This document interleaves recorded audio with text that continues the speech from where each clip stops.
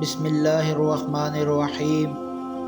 فرمان رسول صلی اللہ علیہ وآلہ وسلم، قرآن کی تلاوت اور اللہ کے ذکر کو سننے سنانے کے لیے اکٹھے ہونے کی فضیلت۔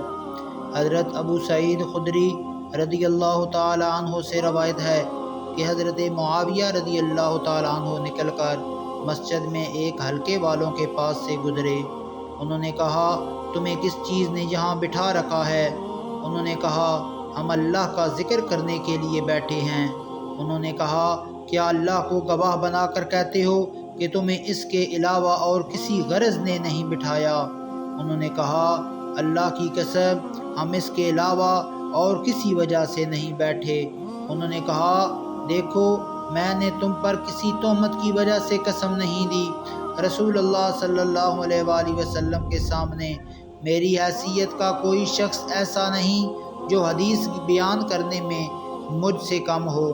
اس کے باوجود اپنے یقینی علم کی بنا پر میں تمہارے سامنے یہ حدیث بیان کر رہا ہوں۔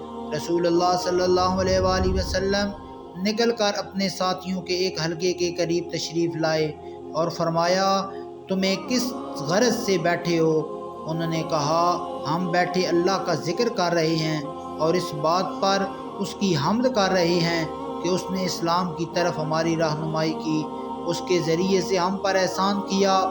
آپ صلی اللہ علیہ وآلہ وسلم نے فرمایا، کیا تم اللہ کو گواہ بنا کر کہتے ہو کہ تم صرف اسی غرض سے بیٹھے ہو؟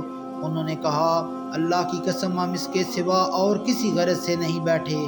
آپ صلی اللہ علیہ وآلہ وسلم نے فرمایا، میں نے تم پر کسی تہمت کی وجہ سے تمہیں قسم نہیں دی، بلکہ میرے پاس جبرائیل علیہ السلام آئے اور مجھے بتایا کہ اللہ تعالیٰ تمہارے ذریعے سے فرشتوں کے سامنے فخر کا اظہار فرما رہے ہیں۔ صحیح مسلم 6857۔